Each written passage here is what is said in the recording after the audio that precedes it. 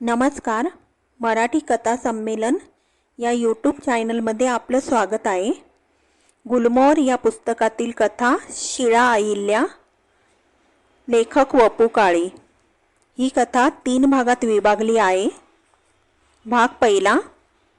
Cafe सनलाईटच्या पायऱ्या उतरत असतानाच केशव नानांनी सिगारेटचा जबरदस्त झुरका घेतला. सिगारेटचं टोक लाल भडक झालं. वाजवीपेक्षा जास्त पुढं झालेल्या केशव नानांच्या नाकाचा शेंडा त्या प्रकाशात लाल लाल दिसला.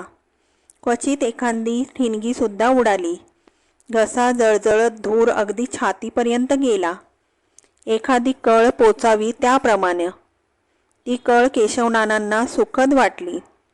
तसाच खोल झुरका घेण्यासाठी त्यांनी हाताची मूठ तोंडाजवळ नेली आणि समोर अक्काला पाहून ते संबितच झाले.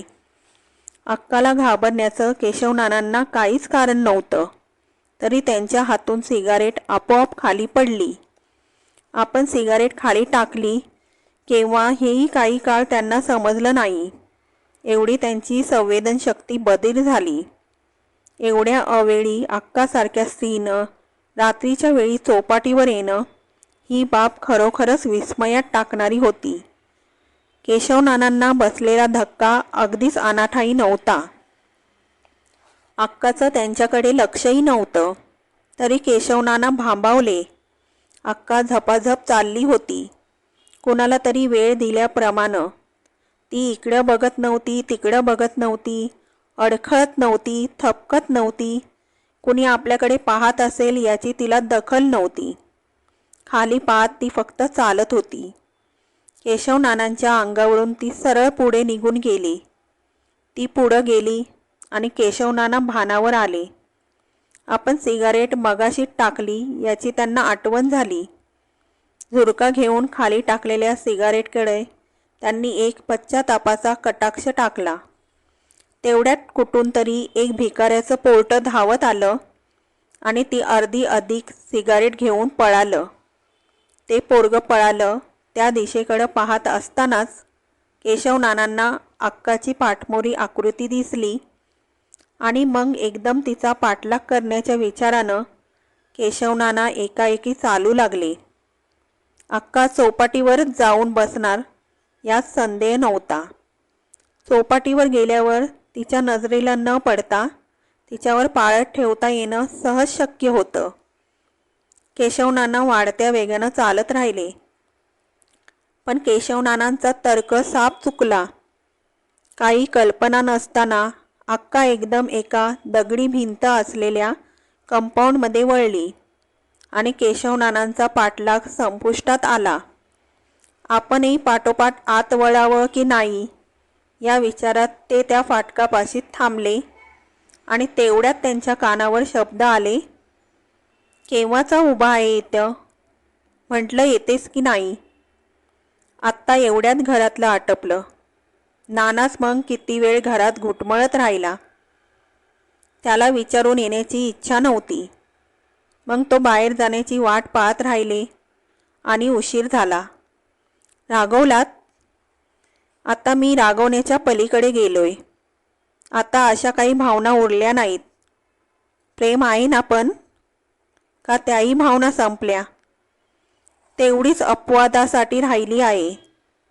केशव नानांनी धीर करून वाकून पाहिलं आणि त्यांच्या हाताच्या मुठी रागानं वळल्या. त्या गृहस्थानं अक्काच्या कमरेभोवती हात टाकला होता. तिला अगदी जवळ ओढलं होतं. अक्का गुदमरून जाईतो काही क्षण दोघंही त्या अवस्थेत राहिले. मग घोगऱ्या आवाजात तो म्हणाला, आत येतेस ना? येते, पण 5च मिनिटं. दोघंही आत गेली. केशव नाना अगतिक झाले. सपासप पुढे व्हावं, त्या गृहस्थाची मानगूट पकडावी, सणसणीत कमरेत लाथ ठोकावी आणि अक्काचा गळा पकडून विचारावं, हे कुठं शिकलीस? देवतेच्या जागेवर मांडलेली तुझी मूर्ती एवढी विद्रूप काळी? पण यातलं केशव नाना काहीच करण्याच्या परिस्थितीत नव्हते. त्याचा रोष एकाकी मवाळ झाला. द्वेष, राग, मत्सर हे शब्द ह्या भावना त्यांना गुळगुळीत अर्थहीन वाटू लागल्या. संतपणे ते चौपाटीवर आले. अगदी उगीच त्यांनी मागं वळून पाहिलं आणि पुन्हा एकवार थबकण्याची पाळी त्यांच्यावर आली. मगाच्या त्या बंगल्याच्या वरांड्यात तळमजल्यावर दिवा लागला होता. त्याचा उजेड चौपाटीवर वाळूवर पडला. चौपाटीवरचं स्वच्छ सात्विक चांदणं त्या प्रकाशानं डागळल्यासारखं केशवनानांना वाटलं. बहिणीबद्दलच्या त्यांच्या भावना अशाच काणवणल्या होत्या. समोरच्या वरांड्यात त्यांची बहीण उभी होती. तो गृहस्थ तिच्या केसात आता वेणी गुंफत होता. दोघंही मन काहीतरी बोलली आणि चिक्कार हसली.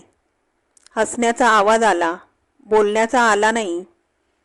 अक्का आणखीन काय काय दिवे लावते या विचारानं केशवनाना चक्क समुद्राकडं पाठ करून त्या बंगल्याकडे पाहत बसले. गप्पा मारता मारता अक्का आत गेली आणि नेसलेलं पांढरं पातळ सोडू लागली, मधलं दार खुशाल उघडं टाकून. पण त्याहीपेक्षा आश्चर्य त्या गृहस्थाचं. मधलं दार उघडं असून त्यानं मागं वळून पाहिलं नाही. केशवनानांना वाटलं एकदम धावत सुटावं आणि समुद्राच्या अथांगतेत एक लाट होऊन पडावं, पण तसं त्यांनी केलं नाही. आजवरच्या आयुष्यात त्यांना तीव्रतेनं वाटून गेलेलं ते काहीच अंमलात आणू शकले नाहीत. आता तर फार उशीर झाला होता. श्रीधर हातातून निसटला होता. बायकोनं तर केव्हा डोक्यावर मिरे वाटून जमालगोटा करून टाकला होता. आशा होती फक्त अक्काबद्दल. ती ही अक्का या वेळेला, अरे हिनं परत साडी बदलली, पूर्वीची नेसली. बरोबर आहे, आपण घरी परतायच्या आत तिला पोचलं पाहिजे नाही का? निघालीच किती निरोप घेऊन. केशवनानाही गडबडीनं उठले. लगालग चालत पुण्याच्या त्या फाटकापाशी आले.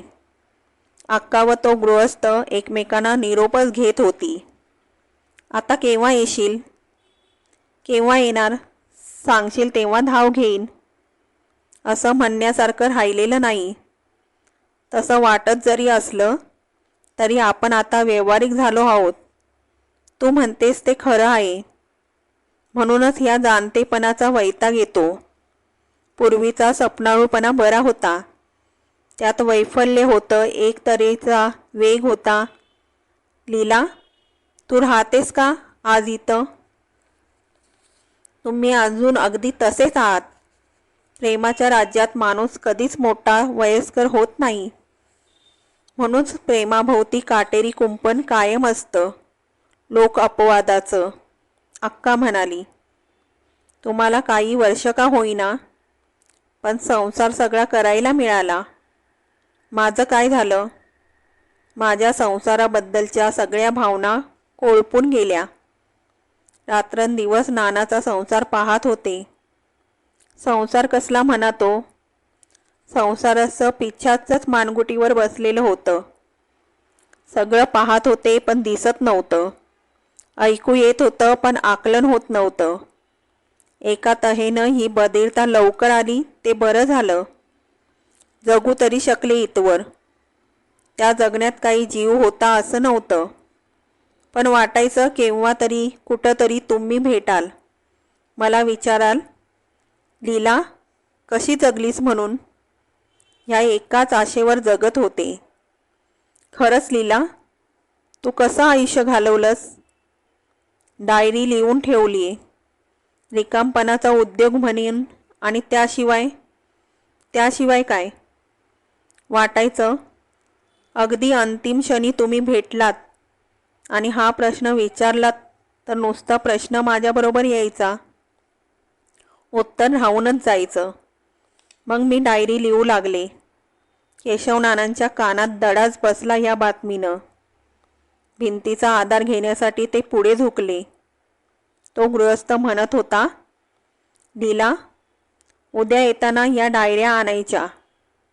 पुढचं संभाषण ऐकण्यात आता रस नव्हता. फावल्या वेळात अक्का असा काही उपद्व्याप करीत असेल याची केशवनानांना कल्पना नव्हती. अक्काची डायरी या केवळ कल्पनेनं, पण छे, ती आता निव्वळ कल्पना राहिलेली नव्हती. ती एक सत्य घटना होती. त्या डायरीत आता सगळा इतिहास अक्षररूप झाला होता. पळून गेलेला भूतकाळ डायरीच्या पानात काही काळ थांबला होता.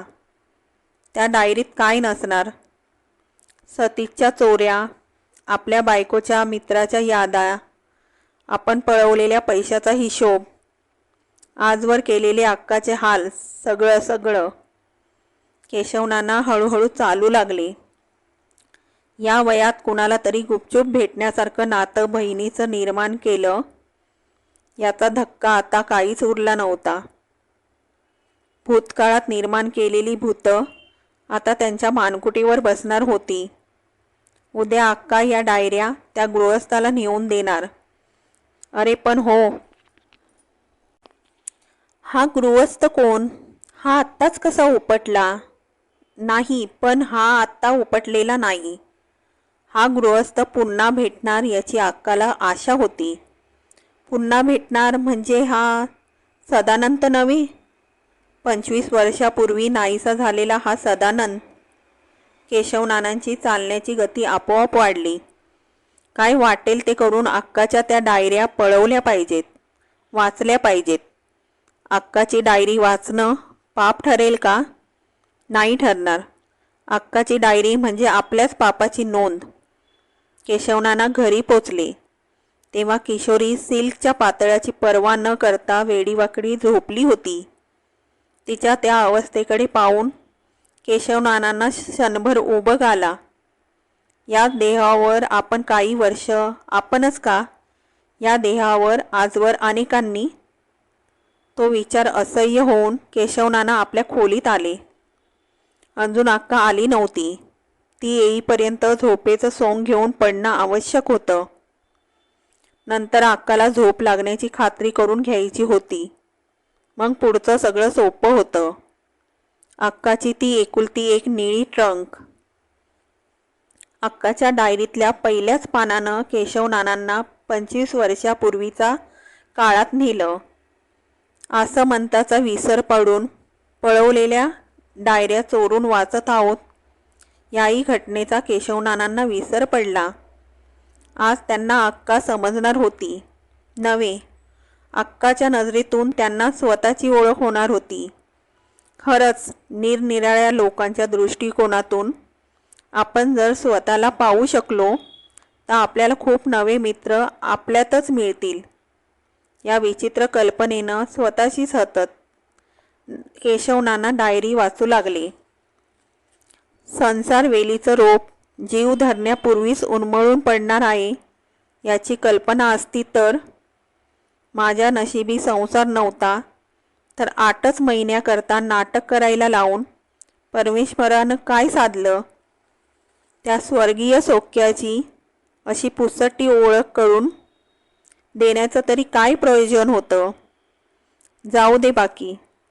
एका वेडीच्या प्रश्नाला कोण उत्तर देणार? मानवाच्या असल्या असंख्य प्रश्नांना उत्तरं द्यायला नकोत म्हणून तर तो परमेश्वर दूर जाऊन बसलाय. केशवनानांच्या घरात मी पाऊल टाकलं. वास्तविक मला खूप रडायला यावं, पण नाही आलं. अश्रूंची जणू वाफच झाली आहे. वहिनी त्या अपेक्षेनं पाहत होतीसं वाटलं, तरी रडू नाही आलं. आणि नाही आलं तेच बरं झालं. त्या दोघांचा सिनेमाचा कार्यक्रम ठरला होता. मला अशी अकल्पित आलेली पाहून त्या दोघांना काय वाटलं ते त्यांच्या चेहऱ्यावरून समजलं नाही. पण मला जर रडायला आलं असतं तर त्यांना आवडलंही नसतं. मनातून वाटलं होतं नानाजवळ नुसतं बसून राहावं. फार बरं वाटणार होतं तसं बसण्यात.